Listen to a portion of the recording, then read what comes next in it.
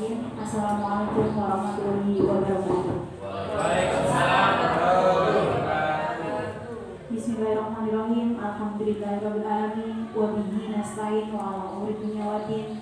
Wassalatu wassalamu ala asrofil anbiya'i wal mursalin sayyidina wa maulana Muhammad wa alihi ajma'in. Amma ba'd. Yang terhormat Ibu Lili Setiawati SPD MSI selaku Kepala SDN 2 Bakalan Kulit. Yang kami hormati Ibu Wani Tidawati SPD selaku penyaji materi, serta Bapak Ibu beserta pengimbasan yang berbahagia. Puji syukur marilah kita aturkan kepada Allah SWT yang telah melimpahkan rahmat dan karunia-Nya sehingga tidak dapat berkumpul di sini dalam kegiatan pengimbasan, pemahaman dan penerapan modul 1.4 budaya positif dengan keadaan sehat walafiat. Salawat serta salam semoga tetap tercurahkan kepada junjungan kita Nabi Muhammad SAW yang telah memimpin kita dari jalan kegelapan menuju jalan terang benderang yakni agama Islam. Hadirin yang berbahagia, di sini saya sebagai pembawa acara akan membacakan susunan acara.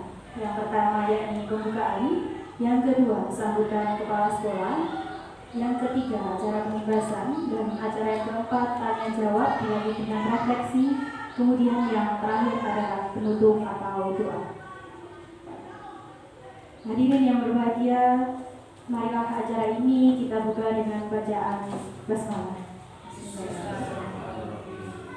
Terima kasih disampaikan. Dilanjut acara yang kedua yakni sambutan Kepala SDN 2 Bakalan Kulit kepada Ibu Lili Setiawati SPD MSI. Dipersilakan.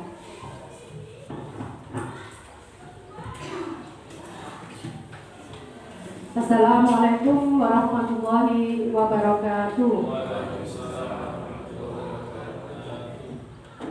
Bismillahirrahmanirrahim. Alhamdulillahirabbil alamin. Assalatu wassalamu ala asrofil anbiya'i wal mursalin sayyidina wa maulana Muhammadin wa ala alihi wa ashabihi ajmain.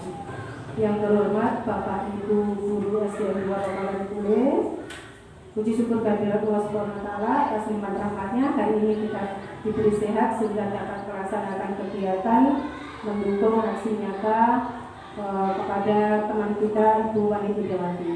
Salawat serta salam marilah tetap kita limpahkan pada junjungan kita Nabi Muhammad SAW yang telah membimbing kita ke jalan yang diridhoinya. Bapak Ibu Guru, saya Lili Setiawati, Kepala Sekolah SDN 2 Bakalan Kulit, mendukung sepenuhnya kepada Ibu Wani Tidawati dalam aksi nyata pengimbasan, pemahaman dan penerapan modul 1.4 budaya positif. Ini sebagai salah satu tugas calon guru penggerak. Mudah-mudahan ilmunya bermanfaat bagi kita semua dan dapat memotivasi teman-teman untuk ikut JKB pada tahap berikutnya. Dan doa saya sebagai kepala sekolah untuk Bu Wani Tidawati mudah-mudahan lulus dengan nilai memuaskan dan mampu mengangkat nama baik, harkat, derajat, martabat Bu Wani Tidawati sekeluarga, SDN 2 Bakalan Kulit serta dunia pendidikan pada umumnya. Amin ya rabbal alamin. Itu yang bisa saya sampaikan. Terima kasih. Mari kita ikuti kegiatan berikutnya dengan sungguh-sungguh supaya apa yang disampaikan oleh Bu Wani bermanfaat bagi saya dan kita semua. Amin ya rabbal alamin. Saya akhiri. Wassalamualaikum warahmatullahi wabarakatuh.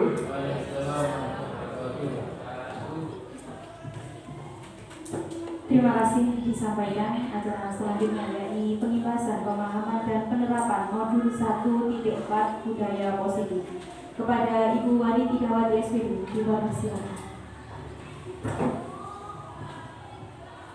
Assalamualaikum warahmatullahi wabarakatuh. Yang saya hormati Ibu Lili Setiawati selaku Kepala SD Negeri 2 Bakalan Kulit, Bapak Ibu beserta pengimbasan yang saya banggakan. Sebelum saya mulai kegiatan pengimbasan pada siang hari ini, izinkan saya secara pribadi mengucapkan terima kasih yang sebesar-besarnya atas kesediaan Bapak Ibu untuk hadir di tempat ini dalam rangka tugas saya, yakni pembahasan pemahaman dan penerapan modul 1.4 budaya positif. Saya hanya bisa mendoakan semoga panjenengan semua diberikan kelapangan rezeki, kemudahan dalam menggapai apa yang diharapkan. Bapak Ibu yang saya hormati, langsung saja kita mulai acara pengimbasan. Di sini adalah salah satu tugas saya sebagai seorang calon guru penggerak pada angkatan 7 di kelas 80, yakni pengimbasan pemahaman dan penerapan modul 1.4 tentang budaya positif. Salam dan bahagia Bapak Ibu guru hebat. Perkenalkan, saya Bu Wani Tidawati, CGP Angkatan 7 dari SDN 2 Bakalan Pule, Kabupaten Lamongan. Selaku pengajar praktek saya yakni Bapak Nuraji dan Bapak Priyandono selaku fasilitator saya. Kata bijak yang saya ambil untuk hari ini yakni kemarin aku pintar, jadi aku ingin mengubah dunia. Hari ini aku bijaksana, jadi aku mengubah diriku sendiri. Ini saya kutip dari salah satu tokoh Rumi. Semoga bisa menginspirasi bagi kita semua. Untuk agenda belajar bersama kita, jadi kita di sini belajar bersama, kita sharing pemahaman.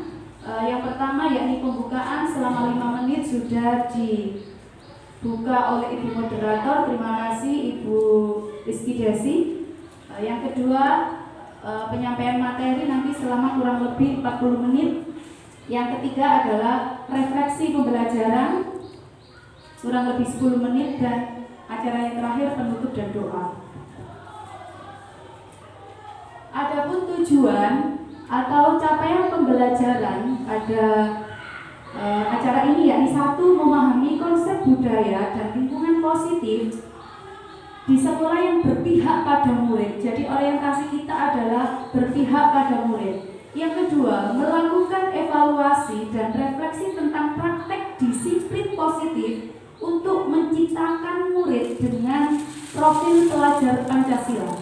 Dan yang ketiga, memahami peran guru untuk membangun budaya positif dengan menerapkan konsep disiplin positif dalam berinteraksi dengan murid. Ya, sebelum kita mulai lebih jauh, kita kesepakatan kelas dulu. Jadi yang pertama, semua peserta pembahasan mempunyai kesempatan untuk berpendapat. Yang kedua, jika ada satu orang berbicara, maka yang lain mendengarkan. Yang ketiga, berpendapat setelah dipersilakan. Nanti silakan Bapak Ibu pembahasan untuk memberikan pendapatnya. Yang keempat, berpartisipasi penuh secara aktif.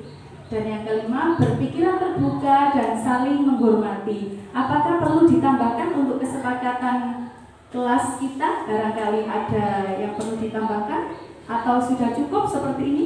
Ya Pak Eko? Ya, terima kasih. Mungkin perlu Oke. ditambahkan. Semua peserta wajib bahagia, Bu. Oh iya, semua peserta wajib bahagia. Nggih, sama bahagia semua nggih Bapak Ibu nggih? Karena kok belum nggih.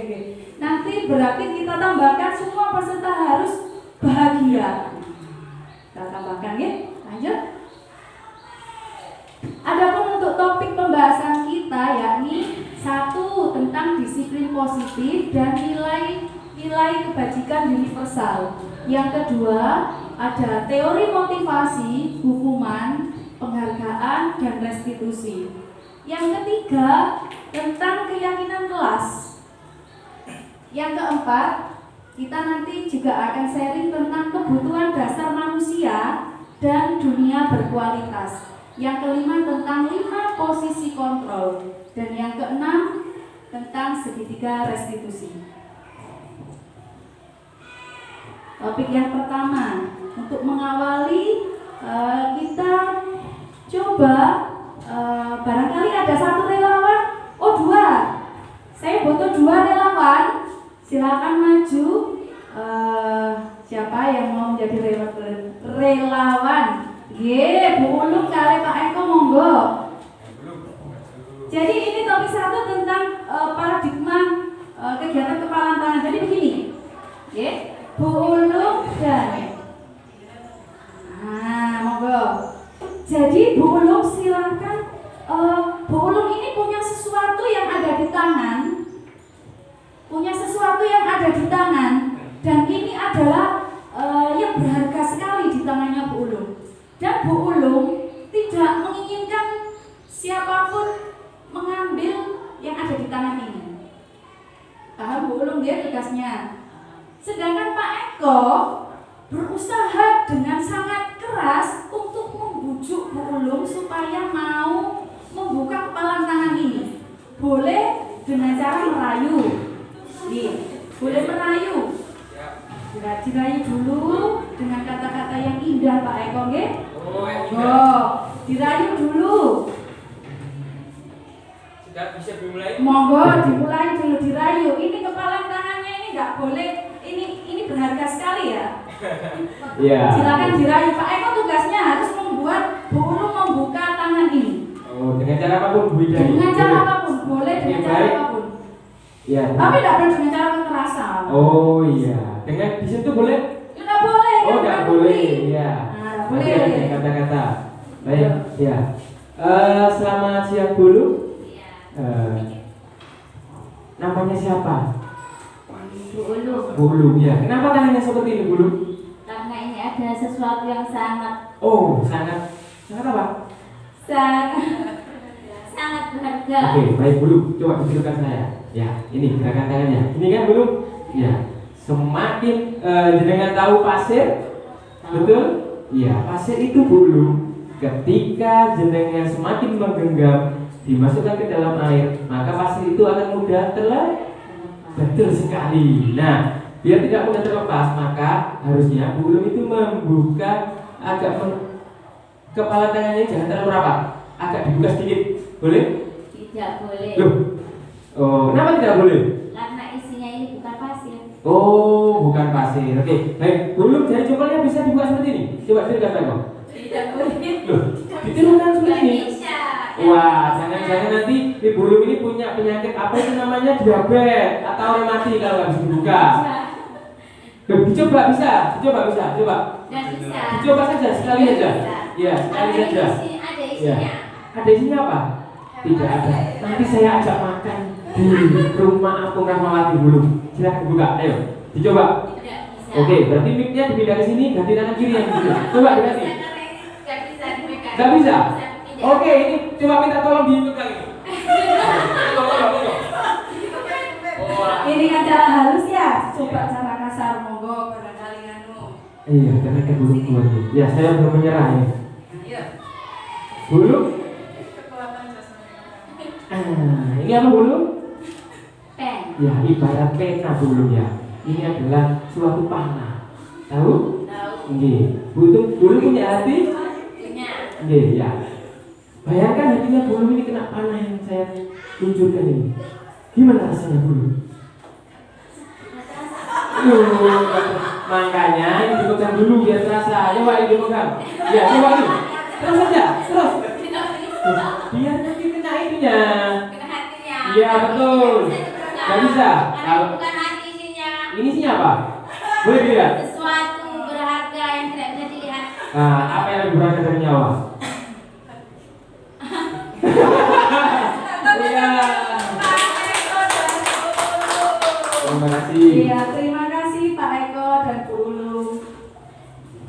Jadi ilustrasi yang kita saksikan tadi adalah bagaimana usaha Bu Ulum dalam mempertahankan apa yang ada di tangan dan bagaimana usaha Pak Eko dalam rangka merayu Bu Ulum supaya mau membuka tangannya. Apa yang terjadi?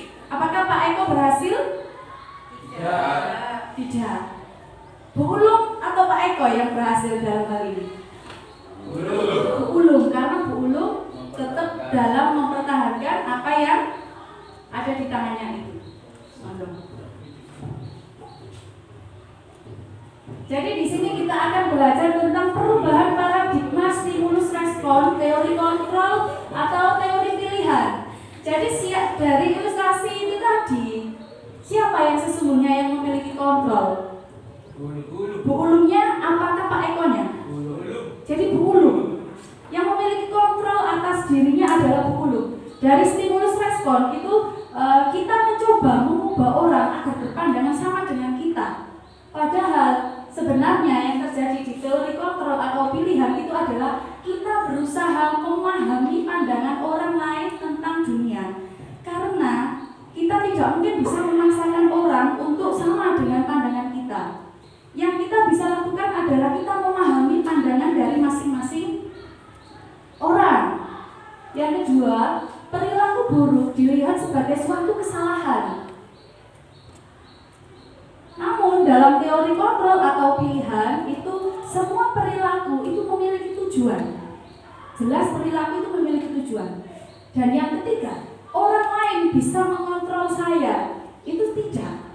Dalam teori kontrol itu hanya Anda yang bisa mengontrol diri Anda. Jadi kita punya hak mutlak untuk mengontrol diri Anda. Yang keempat, saya bisa mengontrol orang lain. Salah. Jadi tidak demikian adanya bahwa Anda itu tidak bisa mengontrol orang lain. Ya? Pemaksaan ada pada saat bujukan gagal. Jadi ketika tadi Pak Eko dengan cara halus membujuk Bu Ulum gagal, Pak Eko mencoba memaksa. Ya. Nah, dalam teori kontrol itu ada pilihan kolaborasi dan konsensus menciptakan pilihan-pilihan baru. Selanjutnya ada model berpikir menang kalah. Ada yang menang, ada yang kalah, tapi dalam teori kontrol atau pilihan itu model berpikirnya menang-menang. Untuk lebih lanjut kita next. Nah ini adalah perubahan paradigma teori kontrol atau ilusi kontrol. Ilusi guru mengontrol murid. Ini yang biasanya ini kita beranggapan seperti ini. Ilusi bahwa kritik dan membuat orang merasa bersalah dapat menguatkan karakter. Yang ketiga, ilusi bahwa semua pengetahuan positif, efektif, dan bermanfaat. Dan yang selanjutnya, ilusi bahwa orang dewasa memiliki hak untuk memaksa. Ini kalau kita berarti kita seorang guru, kita bisa memaksa murid. Nah, ini ilusi kontrol, paradigma teori kontrol. Next, Pak Eko. Nah, ini teori kontrol atau teori pilihan dari Dr. William Glasser seperti ini. Yang pertama tentang disiplin positif, penanaman disiplin positif. Anda tidak bisa mengontrol orang lain, hanya Anda yang bisa mengontrol diri Anda. Nah, ini adalah makna disiplin positif. Belajar kontrol diri dengan menggali potensi kita agar tercapai tujuan mulia, yaitu sesuatu menjadi seseorang yang kita inginkan berdasarkan nilai-nilai yang kita hargai. Selanjutnya, bahwa semua perilaku memiliki tujuan. Nanti kita ada teori motivasi, yakni satu, menghindari hukuman, dan untuk mendapatkan imbalan. Karena sedikit gambaran saja, ternyata penghargaan yang kita berikan ke anak-anak itu juga menurunkan kalau dalam kita keprofesionalan kita. Nanti kita pelajari lebih lanjut. Yang ketiga, untuk menghargai diri sendiri, untuk menciptakan nilai-nilai kebajikan universal dengan menggunakan keyakinan kelas.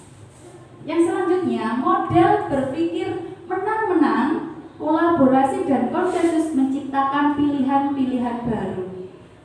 Ada 5 posisi kontrol kita sebagai seorang guru ataupun sebagai seorang orang tua. Jadi ini tidak hanya kita sebagai guru tapi juga sebagai orang tua.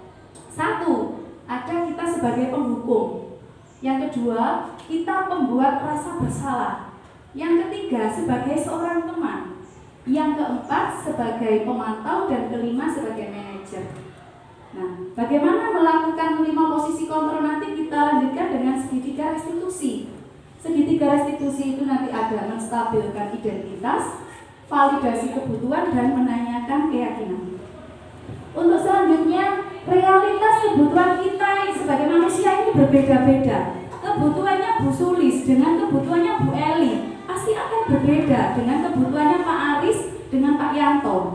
Karena kita berusaha memahami pandangan orang lain tentang dunia.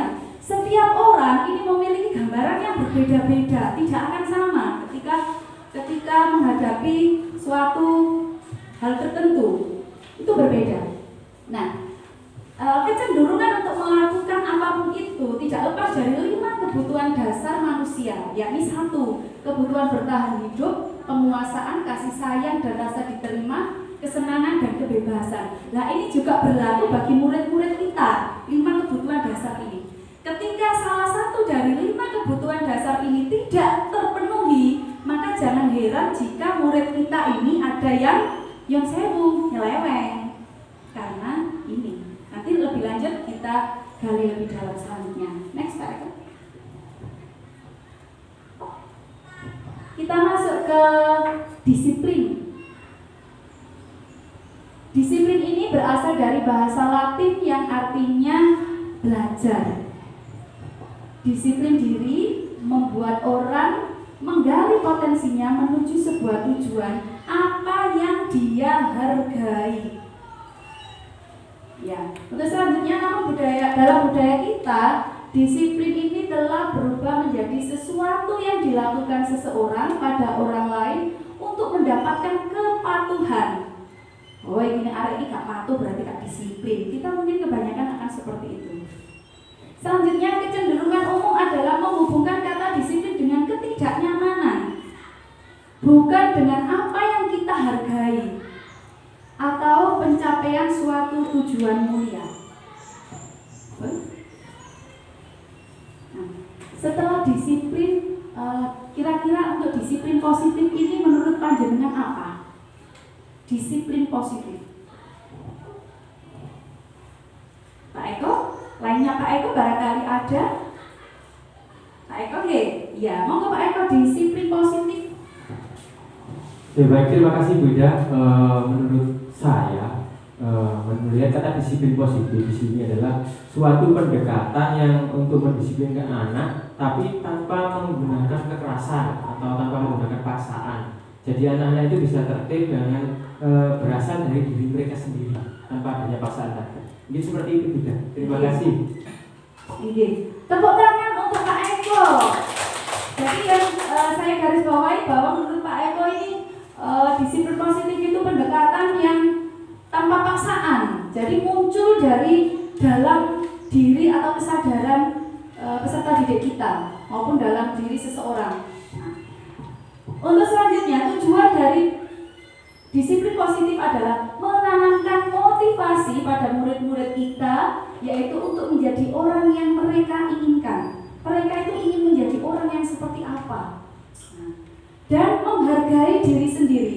Jadi anak-anak itu perlu menghargai dirinya sendiri, tidak terpengaruh adanya hukuman atau hadiah. Jadi disiplin itu muncul motivasi intrinsik dari dalam hatinya, bukan karena ada hukuman. Oh, saya takut karena ada Bu Eli, saya takut karena ada Pak Eko, saya takut karena ada Bu Sulis. Nah, tidak seperti itu, tapi muncul dari dalam diri sendiri tanpa adanya hukuman atau hadiah.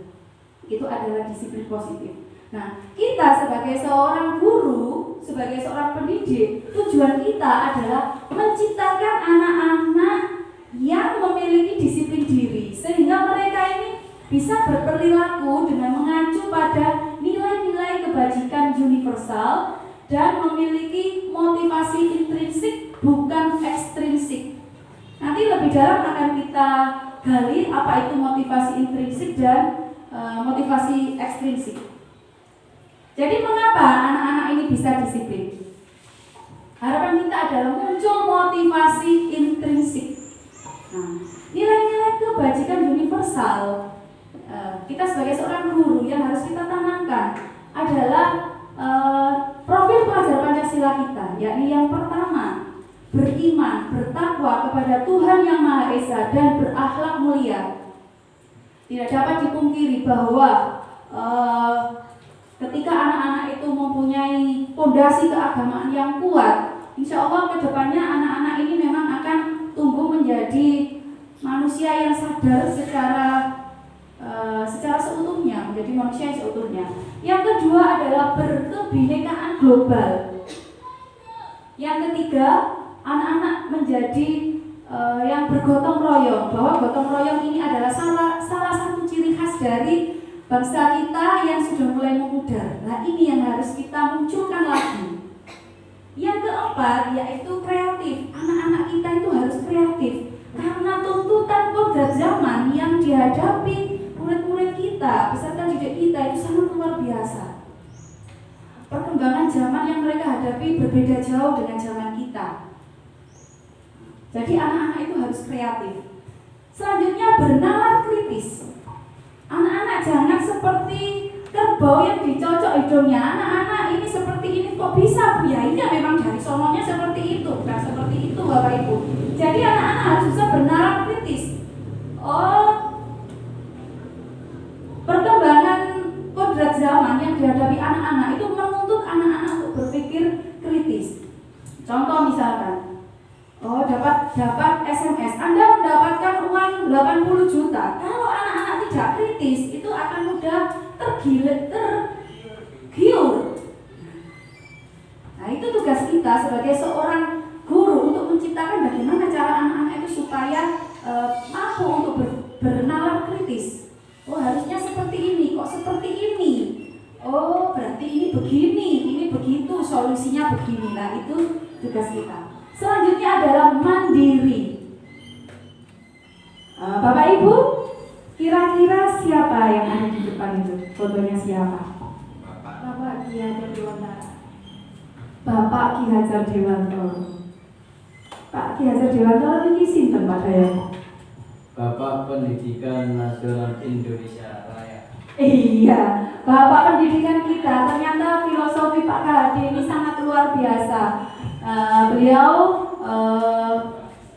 menurut Pak Ki Hajar Dewantara, merdeka itu adalah tidak hanya terlepas dari perintah, akan tetapi juga cakap buat memerintah diri sendiri. Next Pak Eko. Nah, ini teori motivasi perilaku manusia, yakni motivasi eksternal dan internal. Ketika apa yang kita lakukan ini masih karena takut, misalkan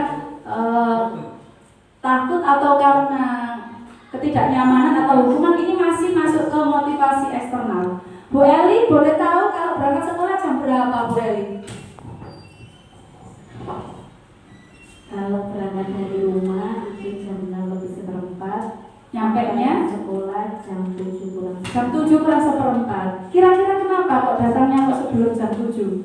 Kan bisa datang jam 7 lebih 1/4. Sudah kebiasaan. Sudah kebiasaan. Kira-kira kenapa kok sudah dibiasakan seperti itu? Apakah karena takut Bu Lilis? Enggak. Takut ibu kepala sekolah? Atau supaya dipuji sama temannya? Enggak, iya. Ya awalnya supaya tidak terkena macet. Iya. Kemudian yang kedua kalau di rumah sudah selesai ya langsung berangkat. Berarti itu dari dalam diri Bu Eli sendiri ya? Tidak ada paksaan ataupun tidak ada intimidasi dari pihak lain? Tidak. Iya. Jadi motivasi eksternal itu untuk menghindari ketidaknyamanan atau hukuman, atau untuk mendapat penghargaan dari orang lain. Oh, aku tak datang sebelum jam 7 supaya Bu Lilis ini menghargai saya.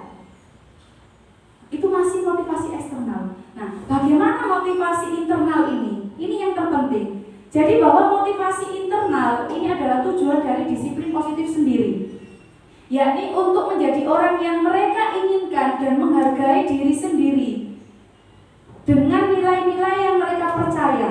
Jadi apa yang kita lakukan, suatu misal kita berangkat pagi itu karena kita menghargai diri kita sendiri, sudah menghargai pencapaian kita, kita tidak ingin dipuji oleh pihak lain, kita tidak takut karena hukuman, tidak, tapi muncul dari kesadaran diri pribadi sebagai wujud, oh saya sudah sampai di sini, ini berarti saya menghargai diri saya, maka saya melakukan ini. Saya mempercayai nilai-nilai yang ditanamkan dalam diri saya. Jadi saya seperti ini. Next, Pak Eko. Dihukum oleh penghargaan. Di depan tadi saya sudah bilang bahwa ternyata penghargaan, entah itu hadiah, entah itu pujian, entah itu pemberian reward uang, itu ternyata dalam arti meminta atau membujuk seseorang melakukan sesuatu. Ini dorongan eksternal dan memberikan dampak dari pemberian penghargaan ini ada faktor ketergantungan. Jadi pengaruhnya itu hanya jangka pendek. Ketika tidak diperhatikan, ya balik lagi ke asal. Selanjutnya, penghargaan menghukum. Ini sifatnya hanya sementara karena ada iming-iming. Ini penghargaan. Dan ternyata penghargaan ini mengurangi ketepatan. Juga tidak efektif, bahkan penghargaan ini merusak hubungan. Kenapa merusak hubungan? Karena ada ketergantungan. Akhirnya anak-anak itu akan gini, oh karena aku tidak dikasih ini, aku ya harus ngini aja ya Ben. Nah, seperti itu. Selanjutnya penghargaan menurunkan kualitas dan penghargaan mengurangi motivasi intrinsik. Jadi akan muncul motivasi ekstrinsik karena kepengen dapat itu. Next, Pak Eko. Nah, bagaimana kita menyikapi hukuman dan penghargaan ini? Ada. Ini bentuk program kebajikannya. Kita bisa memberikan ini nilai kebajikan, misalnya rasa empati. Kemarin saya memperhatikan ya, ini Bu Desi ini rasa empatinya besar sekali. Saya melihat menolong murid baru di kelas kita ini misalkan. Oke. Terus yang kedua, saya menghargai kepedulianmu pada saat kamu membantu teman-temanmu di tugas kelompok. Yang ketiga, terima kasih untuk rasa tanggung jawabmu karena sudah memungut kertas-kertas yang berserakan. Nah, ini nilai kebajikannya yang kita utarakan. Next, Pak.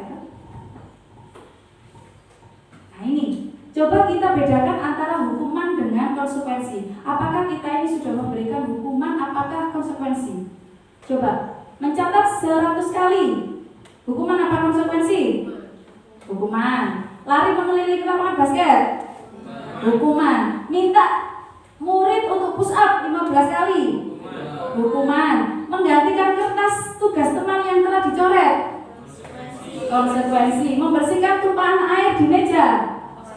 Konsekuensi. Murid disuruh untuk mengenakan sepatu seharian di sekolah karena tidak mengenakan sepatu hitam?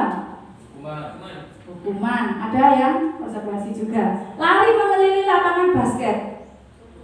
Hukuman. Kita lihat. Nah ini. Ternyata ada hukuman dan ada konsekuensi. Lanjut, Pak. Nah ini. Jadi hukuman itu seperti ini. Oke.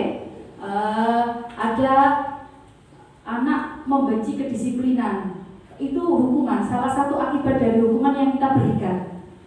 Nah, kalau konsekuensi itu anak menghargai disiplin. Oke. Dan ada lagi anak belajar untuk menyembunyikan kesalahan karena takut dihukum. Ayo ini tadi siapa? Bukan saya. Nah, akhirnya menyembunyikan. Nah, dan tetapi kalau konsekuensi anak belajar untuk mematuhi peraturan. Lanjut. Nah, untuk penerapan disiplin positif di kelas ini saya sudah menerapkan keyakinan kelas. Ini saya praktekkan di kelas 5. Jadi anak-anak membuat kesepakatan apa yang menjadi keyakinan kelas itu. Jadi keyakinan kelas ada disiplin, ada sopan santun, menghargai, tolong menolong, tertib dan gotong royong. Boleh ditambahkan yang lain boleh, sesuai dengan kesepakatan bersama anak-anak. Lanjut, Pak. Mengapa tidak peraturan saja? Mengapa harus keyakinan kelas? Karena selama ini kita sudah terbiasa dengan peraturan, nggih. Oh, peraturan ini harus begini, harus begini. Nah, kenapa kita itu kok pakainya bukan peraturan tapi keyakinan kelas? Nah, kita gunakan keyakinan kelas ini untuk mendukung motivasi intrinsik. Jadi sekali lagi, keyakinan kelas ini untuk mendukung motivasi intrinsik, kembali ke nilai-nilai keyakinan, lebih menggerakkan seseorang. Jadi ketika anak-anak itu meyakini suatu nilai-nilai yang sudah disepakati, itu menggerakkan seseorang dibandingkan hanya mengikuti serangkaian peraturan-peraturan. Jadi lebih efektif ke keyakinan kelas yang sudah disepakati bersama. Next. Ini peraturan dan keyakinan G. Nah, sudah selesai kan? Nah, ini kita bisa melihat terlihat atau tidak terlihat keyakinan kelas ini. Apakah sudah dilaksanakan? Tidak dilaksanakan, itu kita bisa pakai seperti ini. Lanjut. Nah, ini tentang kebutuhan dasar manusia. Jadi kenapa kita melihat itu kok ada anak yang Masya Allah yang mulak saja, ada yang usrak saja. Itu berarti ada 5 kebutuhan dasar yang dia itu tidak terpenuhi. Nah, kebutuhan yang pertama adalah bertahan hidup. Ada kekuasaan, kebebasan, kesenangan, dan kebutuhan tentang kasih sayang dan rasa diterima. Next. Untuk contohnya bisa kita lihat kebutuhan dasar manusia lainnya. Ada tentang bertahan hidup ini tentang kesehatan, keamanan. Anak-anak itu butuh rasa aman, butuh sehat. Ada cinta kasih diterima. Ada kesenangan. Anak-anak butuh tertawa. Tidak hanya belajar saja, metenteng saja, tapi juga butuh tertawa. Terus ada penguasaan. Tidak dapat dipungkiri bahwa kebutuhan manusia itu butuh kompetisi juga. Sudah menjadi kebutuhan dasar manusia bahwa kita itu memang ada kebutuhan untuk berkompetisi dengan yang lain dan pengaruh prestasi dan kontrol. Nah, untuk kebebasan ini ada kemerdekaan dan mobilitas pilihan kreativitas. Next. Nah, ini tentang 5 posisi kontrol kita sebagai seorang guru. Ada penghukum, teman, pembuat merasa bersalah, manajer, dan pemantau. Setelah ini kita akan melihat bagaimana sih contoh dari masing-masing posisi kontrol. Next, Pak. Nah, ini coba kita perhatikan video seorang guru sebagai posisi penghukum.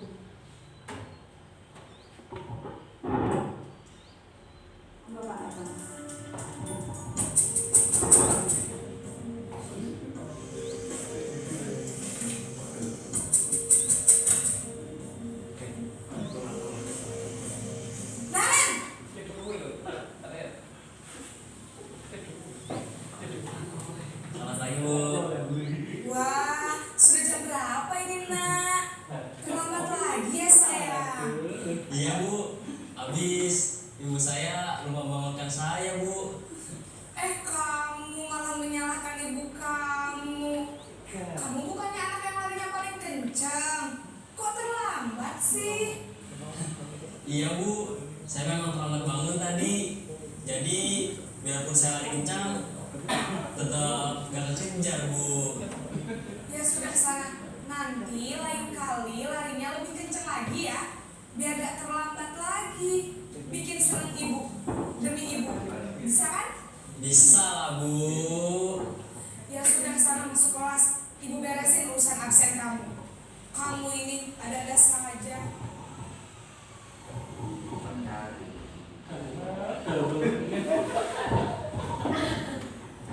Iya, itu posisi guru sebagai seorang teman. Nah, kita lihat yang sebagai pemantau atau monitor. Nanti kita bedakan ya.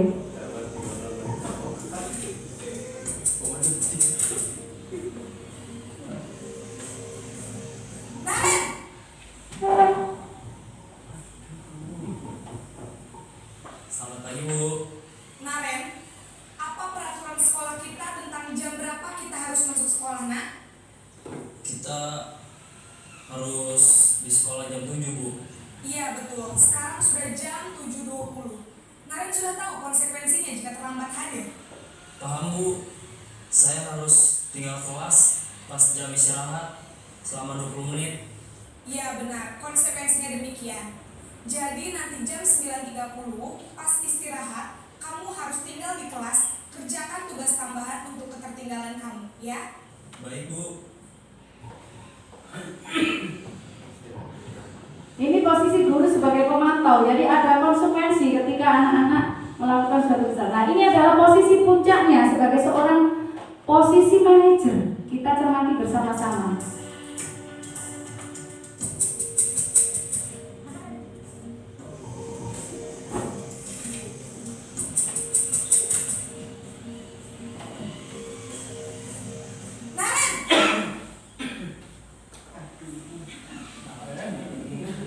Selamat pagi, Bu. Selamat pagi, Naren. Maaf, Bu. Saya terlambat. Iya, sekolah masuknya jam 7, sekarang sudah jam 7.20. Jadi sekarang bagaimana ini, Naren? Maaf, Bu. Saya lupa setel alarm saya semalam. Baiklah, menurut kamu, keyakinan sekolah yang mana yang perlu kamu tingkatkan? Menghargai diri sendiri dan orang lain mungkin ya, Bu. Setuju. Jadi, apakah Naren meyakini prinsip saling menghormati tersebut? Iya, Bu. Saya meyakininya. Apakah Naren bersedia memperbaiki masalah keterlambatan ini? Bersedia, Bu. Bagaimana kamu akan perbaiki masalah keterlambatan ini? Saya akan coba untuk tidak lupa menyetel alarm saya, Bu. Baik, kalau Naren lupa menyetel alarm di rumah, ada orang yang kira-kira bisa bantu mengingatkan tidak? Ada, Bu. Kakak saya, Kak Emma. Ada lagi selain Kak Emma? Selain Kak Emma, ada ibu saya. Baik, jadi yang mengingatkan Naren adalah Kak Emma dan ibu kamu ya? Kira-kira akan mulai start alarm kapan nih, Naren? Setelah pulang sekolah, akan segera saya lakukan. Baik, jadi Naren akan setel alarm untuk bangun besok pagi dan akan diingatkan oleh kakak dan ibunda Naren ya. Ada lagi yang mungkin perlu dilakukan, Naren, agar tidak terlambat bangun lagi? Tidak ada, Bu. Baik, Naren, terima kasih untuk kerjasama kamu. Sekarang kamu perlu kembali ke kelas untuk belajar. Baik, Bu. Terima kasih. Nah, itu tadi adalah video gambaran tentang 5 posisi kontrol guru. Lanjut, Pak Eko. Nah, ini yang pertama tadi sebagai seorang penghukum. Jadi yang dilakukan oleh bu guru itu, bu gurunya berkata, kalau kamu tidak melakukannya, awas ya, rasakan. Itu tipe penghukum. Hasilnya ini ada pemberontakan, ada kebohongan yang diciptakan anak-anak. Nah, ada dampaknya bagi murid ini akan mengulangi kesalahannya lagi. Ini kalau kita sebagai seorang penghukum. Yang kedua, posisi kontrol sebagai pembuat rasa bersalah. Biasanya yang dikatakan Bapak Ibu gurunya seperti ini. Kamu seharusnya sudah tahu, ibu lelah sekali mengatakannya, ibu stres karena menghadapi anak yang berulang-ulang itu seperti itu. Hasilnya itu ada anak ini menyembunyikan, menyangkal artinya berbohong. Dan biasanya murid berkata, maafkan saya Bu. Terus dampaknya itu dia merasa minder, rendah diri. Dan yang ketiga ya ini teori posisi kontrol sebagai seorang teman. Biasanya ada kesepakatan yang dilakukan ibu guru biasanya begini, ayolah lakukan demi ibu. Kamu tidak mau, masa kamu tidak mau bantu ibu sih? Itu kita bertindak sebagai seorang teman. Tidak apa-apa, asalkan kamu mau seperti ini nanti kesalahannya tidak apa-apa, nanti dimaafkan bu guru. Itu posisi kontrol sebagai seorang teman. Dampaknya itu adalah murid menjadi lemah, tidak mandiri, tergantung. Ketika nanti naik kelas akan berbeda lagi hasilnya karena tergantung dengan guru yang satu itu. Ketika berganti guru maka akan berbeda lagi. Nah, itu kalau kita sebagai posisi kontrol teman. Yang keempat sebagai pemantau. Pemantau ini lebih ke gini, apa peraturannya? Bukankah sekolah punya peraturan? Nah, kalau tidak melanggar peraturan, konsekuensinya apa? Ini kita bertindak sebagai pemantau. Dicatat Bu Ida di buku pelanggaran ya, itu berarti Bu Ida bertindak sebagai pemantau. Dicatat Bu Ida di buku ini, konsekuensinya harus seperti ini, itu sebagai pemantau. Dan murid ini biasanya gini, berapa banyak bintang yang saya peroleh Bu? Ternyata bintang saya yang bisa jawab dapat bintang. Nah itu kita sebagai pemantau. Berapa halaman yang harus saya tulis?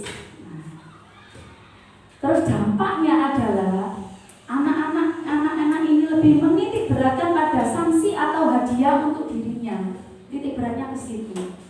Kalau boleh tahu dari 5 ini, oh ya, sedangkan yang manajer ini guru bisa aja berkata gini, coba sih apa sih keyakinan kelas kita, apa yang bisa kamu kerjakan untuk memperbaiki masalah ini. Jadi fokusnya ke solusi. Anak-anak diberi kesempatan untuk mencari solusi sendiri atas apa yang sudah dilakukannya, kesalahan yang sudah dilakukannya. Dampaknya adalah mengevaluasi diri. Jadi anak ini bisa mengetahui bagaimana cara memperbaiki diri.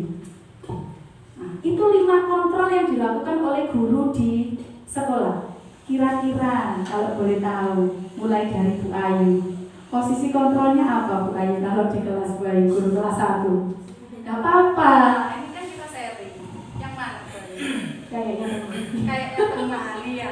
Bu Ayu ini kayaknya teman, karena memang kelas 1. Kalau Bu Sulis kira-kira apa Bu? Kayaknya memantau.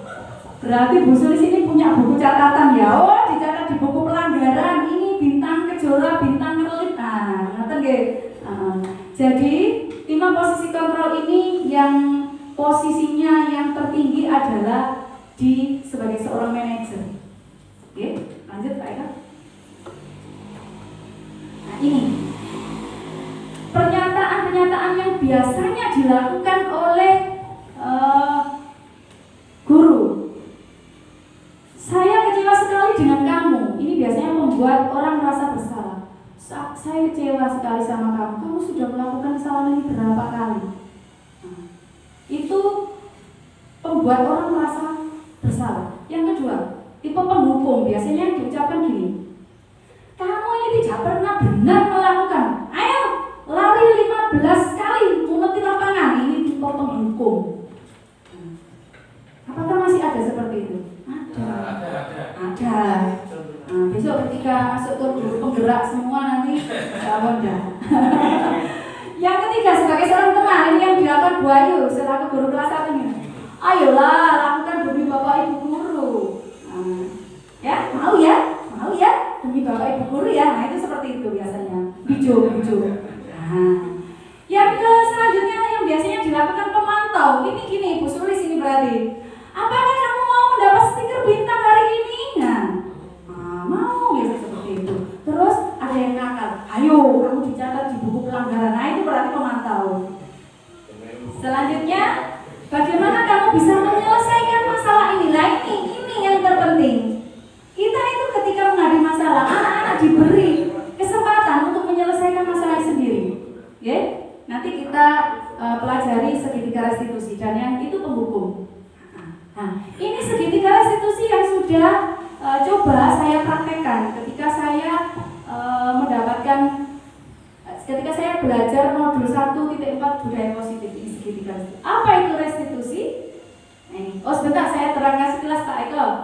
Jadi ini ada anak yang melakukan bullying yang itu biasanya anak-anak itu ngolok-ngolok nama orang tua, akhirnya nangis, manggil dengan nama orang tua, itu juga masuk dalam kriteria bullying. Dan ini tidak boleh karena ini juga akan mempengaruhi kondisi psikis anak. Dan yang ini Mas Rudin ini memakai sepatu warna putih. Nah, lanjut. Segitiga restitusi, apa sih itu restitusi? Proses menciptakan kondisi bagi murid untuk memperbaiki kesalahan mereka. Jadi poinnya memperbaiki kesalahan mereka sehingga mereka ini bisa kembali pada kelompok mereka dengan karakter yang lebih kuat, tentunya dengan karakter yang lebih baik. Nah,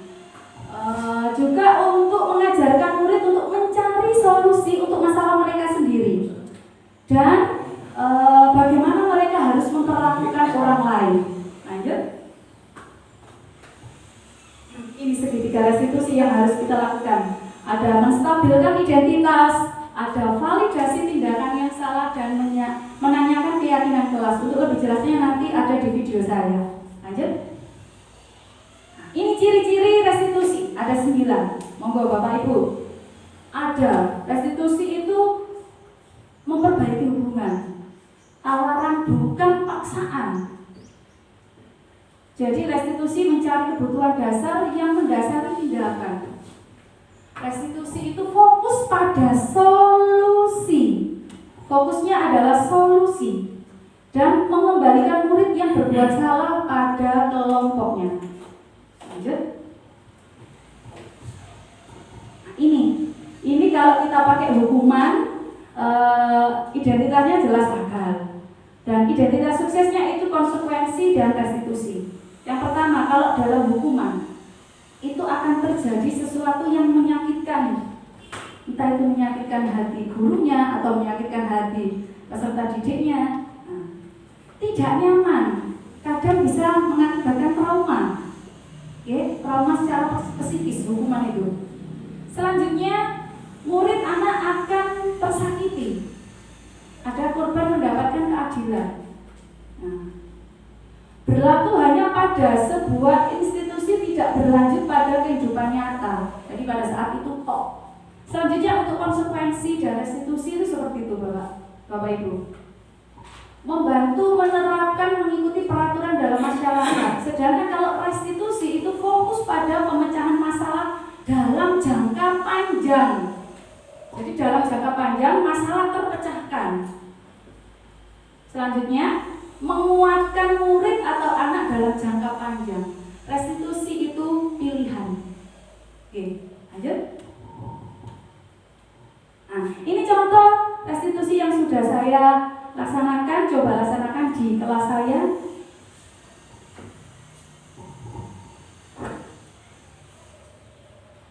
Memang tidak ada musiknya ini Bapak Ibu. Nanti ada.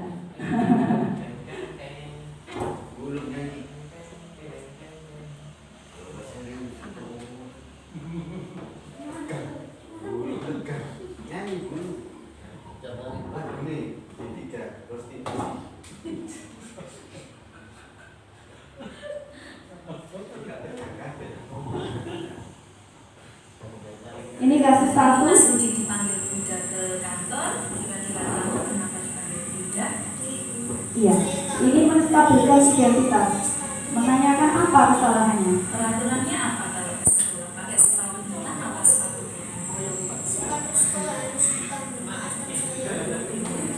kira-kira boleh Buddha tahu kenapa hari ini Mas Rudi pakai sepatu hitam?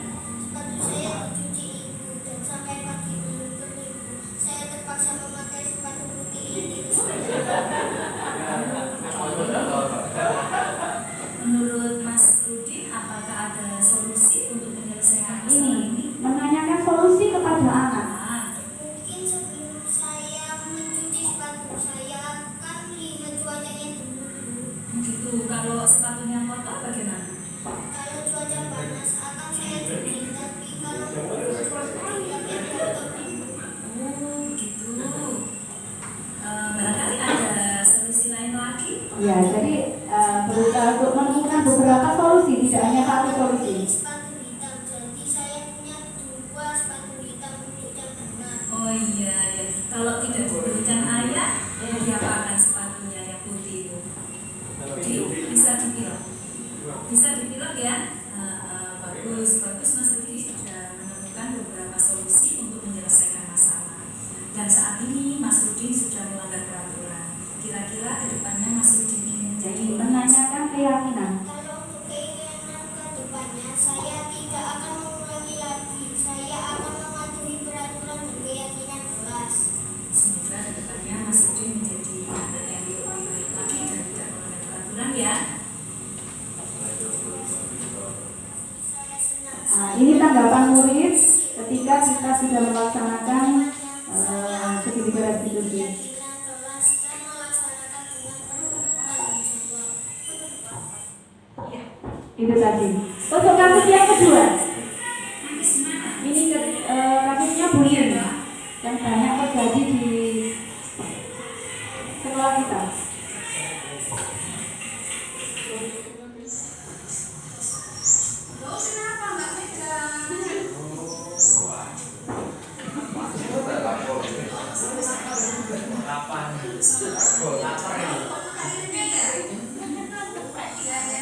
Satu siswa nangis karena nama ayahnya ini diolok-olok temannya.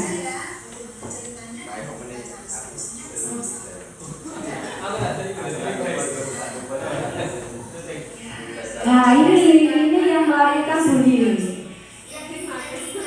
Mas Arya sama Mas Nando. Kita tanyakan apa yang terjadi.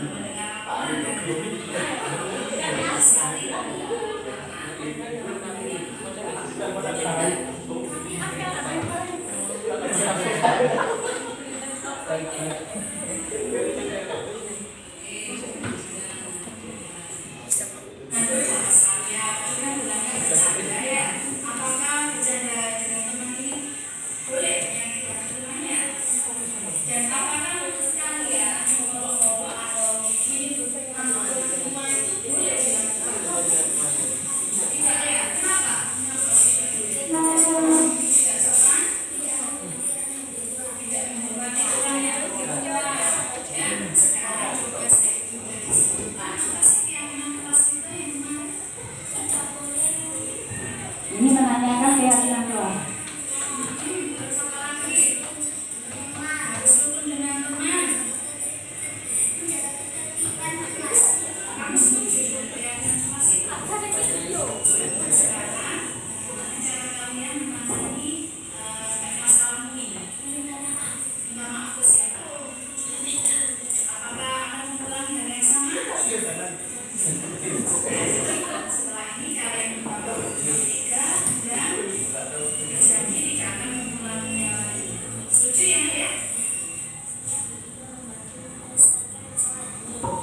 Ini tanggapan murid yang selaku korban. Nah.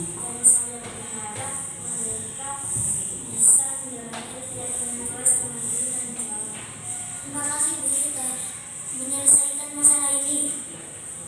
Saya senang karena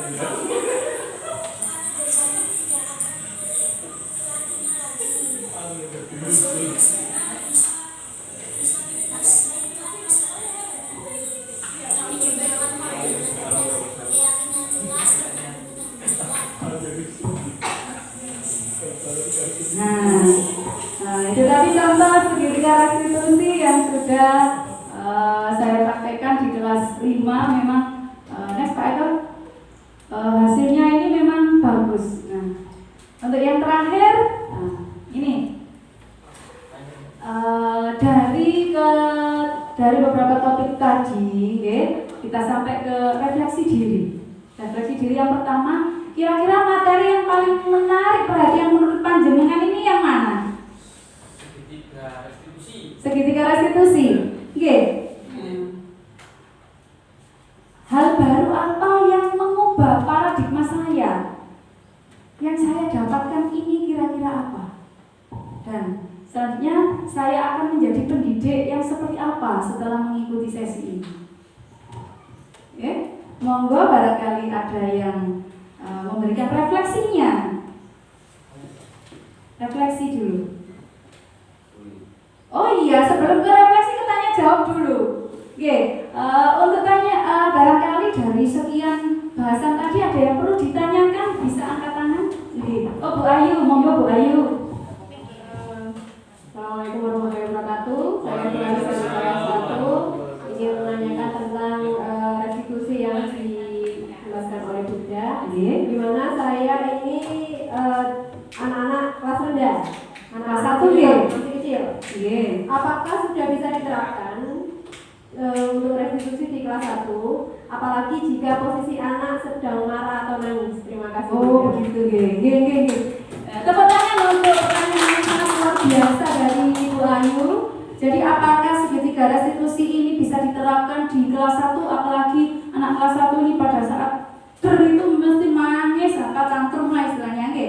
Jadi menurut pendapat saya bahwa segitiga restitusi ini bisa dilaksanakan di semua kelas. Cuma memang tingkatannya yang berbeda. Ketika di kelas 1 pada saat anak-anak masih nangis atau apa, kita tenangkan dulu bayi.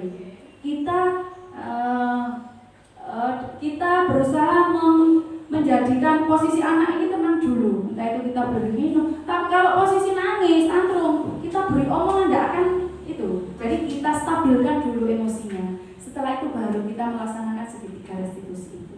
Jadi intinya kita selaku pendidik tidak boleh ikut marah juga. Jadi kita harus menstabilkan emosi dulu. Mungkin Bu Ayu, barangkali ada pertanyaan lagi dari Bapak Ibu.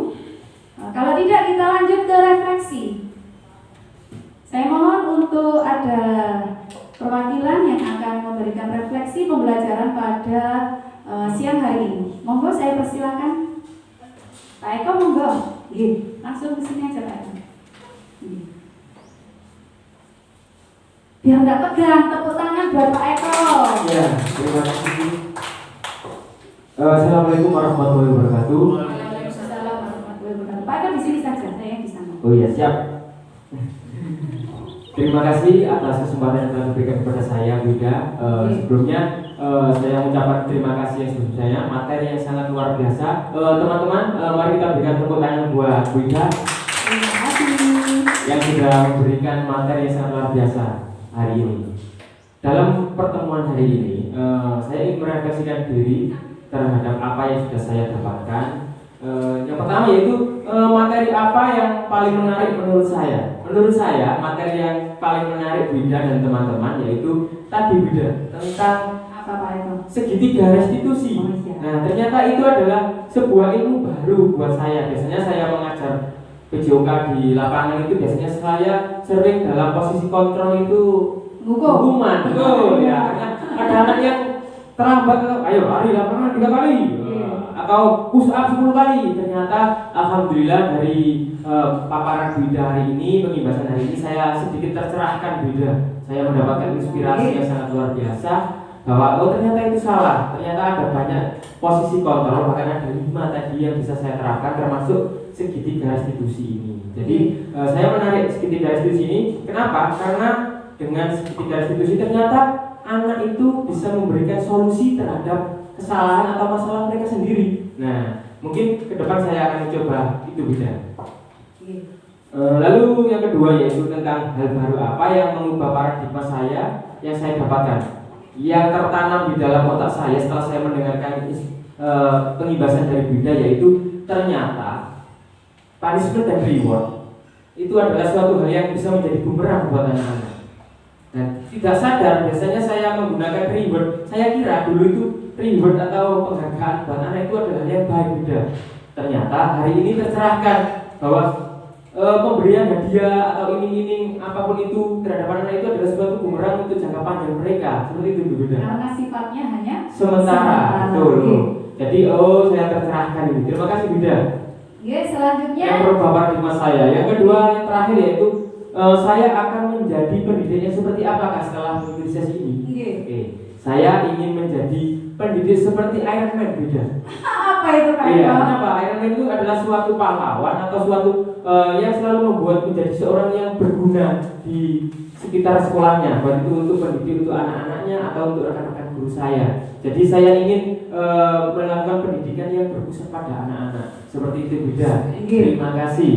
Luar biasa sekali, tepuk tangan untuk Pak Eko, dan semoga tidak hanya Pak Eko tapi kita semua bisa menjadi pendidik yang kalau Pak Eko tadi Iron Man, kita bisa jadi Superman, Spiderman, begitulah Wonder Woman, guys. Nah, kita bisa menjadi guru-guru yang diharapkan oleh pendahulu kita untuk mewujudkan tujuan pendidikan kita demi pendidikan Indonesia yang lebih maju lagi. Tepuk tangan untuk kita semua. Itu tadi kiranya pemaparan dari saya. Apakah saya boleh mengikuti ini untuk yang refleksi? Yang refleksi, monggo Bu, kita refleksi selanjutnya nih dari Bu Kepala Sekolah kita, monggo Bu Lili, tepuk tangan untuk Bu Lili. Terima kasih. Setelah saya saya mengikuti aksi nyata pengimbasan pemahaman dan penerapan modul 1.4 budaya positif. Saya simpulkan intinya kita sebagai guru harus punya positif thinking atau selalu berprasangka buruk pada anak, berprasangka positif, dia tidak boleh berprasangka buruk pada anak. Karena setiap anak itu tidak mungkin mempunyai niat jelek. Kalaupun itu terjadi sesuatu, itu mungkin di luar kemauan dia, dan kita sebagai guru harus bisa membimbingnya, mencari solusi pemecahannya yang mengarah ke hal positif. Jadi intinya kita harus berprasangka baik, positive thinking, tidak boleh menghukum anak hanya karena suatu kesalahan, karena itu akan menjatuhkan mental dia, dan sebenarnya kita akan menjadi lebih kesulitan untuk memilihnya. Gitu. Terima kasih. Tepuk tangan untuk sangat luar biasa sekali. Itu tadi kiranya yang bisa saya sampaikan untuk pengimbasan pemahaman saya terhadap modul 1.4 budaya positif. Kurang dan lebihnya saya mohon maaf. Jika ada sumur di ladang, bolehlah kita menumpang mandi jika ada. Di lain kesempatan kita semoga bisa berjumpa lagi.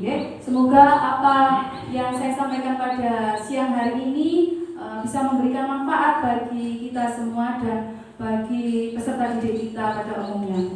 Amin, amin ya rabbal alamin. Saya akhiri, assalamualaikum warahmatullahi wabarakatuh.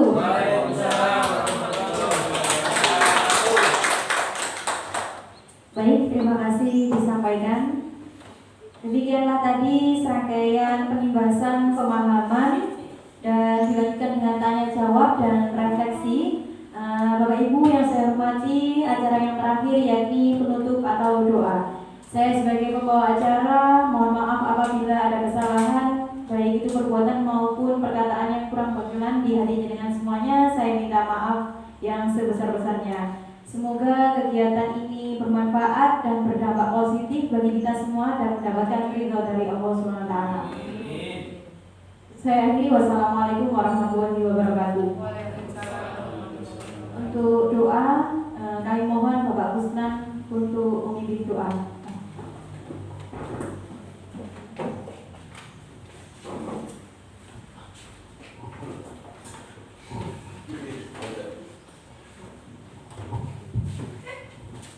Terima kasih.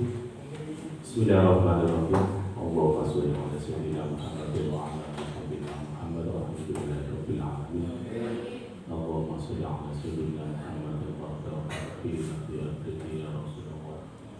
Allahumma inna nas'aluka min hayati wa idza mamati wa ba'da mamati wa fadina rabbil syaitan. Rabbana la tuzigh qulubana ba'da idh hadaytana wa hab lana min ladunka rahmatan innaka antal wahhab. Rabbana zalamna anfusana wa illam taghfir lana wa tarhamna lanakunanna minal khasirin. Rabbana atina fid dunya hasanah wa fil akhirati hasanah wa qina adzabannar. Alhamdulillahi rabbil alamin.